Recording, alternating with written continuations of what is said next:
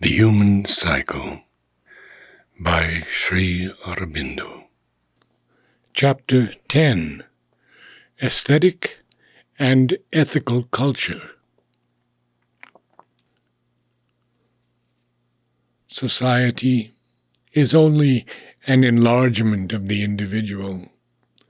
Therefore, this contrast and opposition between individual types reproduces itself in a like contrast and opposition between social and national types. We must not go for the best examples to social formulas, which do not really illustrate these tendencies, but are deprivations, deformations, or deceptive conformities. We must not take as an instance of the ethical turn the middle-class Puritanism touched with a narrow, tepid, and conventional religiosity which was so marked an element in the 19th century England. That was not an ethical culture, but simply a local variation of the general type of bourgeois respectability you will find everywhere at a certain stage of civilization. It was Philistinism, pure and simple. Nor should we take as an instance of the aesthetic any merely bohemian society, or such examples as London of the Restoration, or Paris in certain brief periods of its history, that whatever some of its pretensions, had for its principle, always, the indulgence of the average sensational and sensuous man, freed from the conventions of morality by a superficial intellectualism and aestheticism. Nor even can we take Puritan England as the ethical type, for although there was there a strenuous and exaggerated culture of character and the ethical being, the determining tendency was religious, and the religious impulse is a phenomenon quite apart from our other subjective tendencies. Though it influences them all, it is sui generis and must be treated separately. To get at real, if not always quite pure examples of the type, we must go back a little farther in time and contrast early Republican Rome, or in Greece itself, Sparta, with Periclean Athens. For as we come down the stream of time in its present curve of evolution, humanity in the mass, carrying in it its past collective experience, becomes more and more complex, and the old distinct types do not recur, or recur precariously and with difficulty. Republican Rome, before it was touched and finally taken captive by conquered Greece, stands out in relief as one of the most striking psychological phenomena of human history. From the point of view of human development, it presents itself as an almost unique experiment in high and strong character building, divorced as far as may be from the sweetness which the sense of beauty and the light which the play of the reason brings into character, and uninspired by the religious temperament, for the early Roman creed was a superstition, a superficial religiosity, and had nothing in it of the true religious spirit. Rome was the human will oppressing and disciplining the emotional and sensational mind in order to arrive at the self-mastery of a definite ethical type. And it was this self-mastery which enabled the Roman public to arrive also at the mastery of its environing world and impose on the nations its public order and law. All supremely successful imperial nations have had in their culture or in their nature, in their formative or expansive periods, this predominance of the will, the character, the impulse to self-discipline and self-mastery, which constitutes the very basis of the ethical tendency.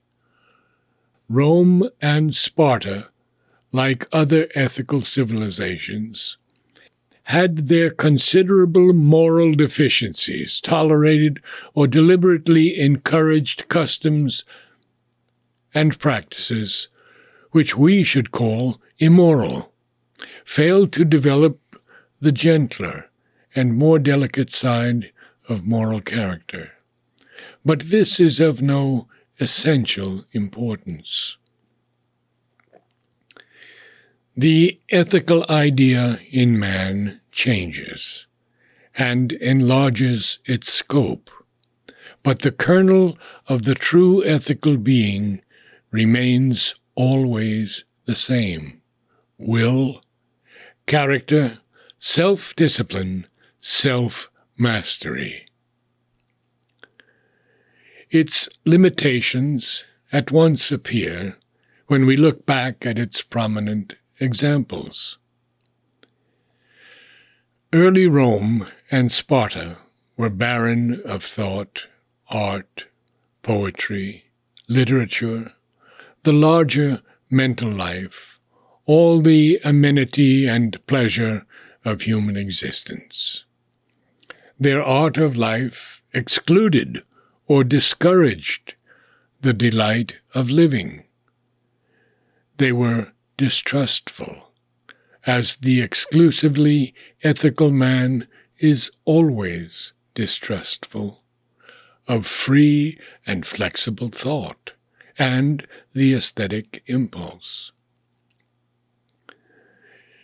The earlier spirit of Republican Rome held at arm's length as long as possible the Greek influences that invaded her, closed the schools of the Greek teachers, banished the philosophers, and her most typical minds looked upon the Greek language as a peril, and Greek culture as an abomination. She felt instinctively the arrival at her gates of an enemy, divined a hostile and destructive force fatal to her principle of living. Sparta, though a Hellenic city, admitted as almost the sole aesthetic element of her deliberate ethical training and education a martial music and poetry, and even then, when she wanted a poet of war, she had to import an Athenian. We have a curious example of the repercussion of this instinctive distrust, even on a large and aesthetic Athenian mind, in the utopian speculations of Plato, who felt himself obliged in his Republic first to censure and then to banish the poets from his ideal polity. The end of these purely ethical cultures bears witness to their insufficiency. Either they pass away, leaving nothing or little behind them by which the future can be attracted and satisfied, as Sparta passed, or they collapse in a revolt of the complex nature of man against an unnatural restriction and repression, as the early Roman type collapsed into the egoistic and often orgiastic license of later Republican and imperial Rome. The human mind needs to think, feel, enjoy, expand. Expansion is its very nature, and restriction is only useful to it insofar as it helps to steady, guide, and strengthen its expansion. It readily refuses the name of culture to those civilizations or periods, however noble their aim, or even however beautiful in itself their order, which have not allowed an intelligent freedom of development. On the other hand, we are tempted to give the name of a full culture to all those periods and civilizations, whatever their defects, which have encouraged a freely human development, and, like ancient Athens, have concentrated on thought and beauty and the delight of living. But there were in the Athenian development two distinct periods, one of art and beauty, the Athens of Phidias and Sophocles, and one of thought, the Athens of the philosophers. In the first period, the sense of beauty and the need of freedom of life and the enjoyment of life are the determining forces. This Athens thought, but it thought in the terms of art and poetry, in figures of music and drama and architecture and sculpture. It delighted in intellectual discussion, but not so much with any will to arrive at truth as for the pleasure of thinking and the beauty of ideas. It had its moral order, for without that no society can exist. But it had no true ethical impulse or ethical type, only a conventional and customary morality. And when it thought about ethics, it tended to express it in the terms of beauty, to kalon, to epiekes, the beautiful, the becoming. Its very religion was a religion of beauty, and an occasion for pleasant ritual and festivals, and for artistic creation, an aesthetic enjoyment touched with a superficial religious sense.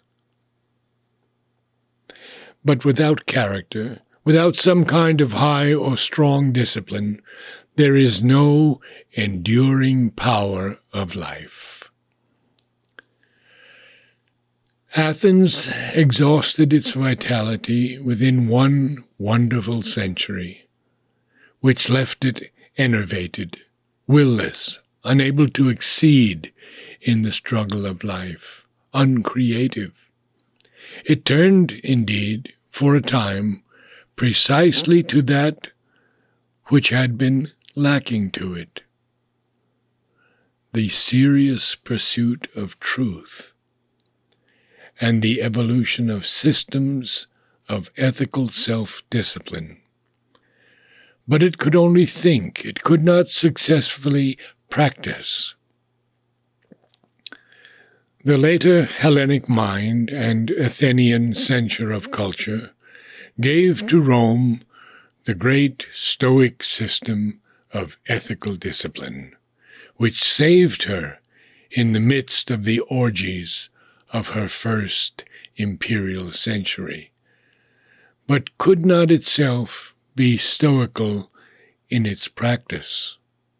For to Athens and to the characteristic temperament of Hellas, this thought was a straining to something it had not and could not have. It was the opposite of its nature, and not its fulfillment. This insufficiency of the aesthetic view of life becomes yet more evident when we come down to its other great example, Italy of the Renaissance. The Renaissance was guarded at one time as preeminently a revival of learning. But in its Mediterranean birthplace, it was rather the efflorescence of art and poetry and the beauty of life. Much more than was possible, even in the laxest times of Hellas, aesthetic culture was divorced from the ethical impulse, and at times was even anti-ethical and reminiscent of the license of imperial Rome. It had learning and curiosity, but gave very little of itself to high thought and truth, and the more finished achievements of the reason, although it helped to make free the way for philosophy and science. It so corrupted religion as to provoke in the ethically minded Teutonic nations the violent revolt of the Reformation, which, though it vindicated the freedom of the religious mind, was an insurgence not so much of the reason, that was left to science, but of the moral instinct and its ethical need. The subsequent prostration and loose weakness of Italy was the inevitable result of the great defect of its period of fine culture. And it needed for its revival the new impulse of thought and will and character given to it by Mazzini. If the ethical impulse is not sufficient by itself for the development of the human being, yet are will, character, self-discipline, self-mastery indispensable to that development. They are the backbone of the mental body. Neither the ethical being nor the aesthetic being is the whole man, nor can either be his sovereign principle. They are merely two powerful elements. Ethical conduct is not the whole of life. Even to say that it is 3/4 of life is to indulge in a very doubtful mathematics. We cannot assign to it its position in any such definite language, but can at best say that its kernel of will, character, and self-discipline are almost the first condition for human self-perfection.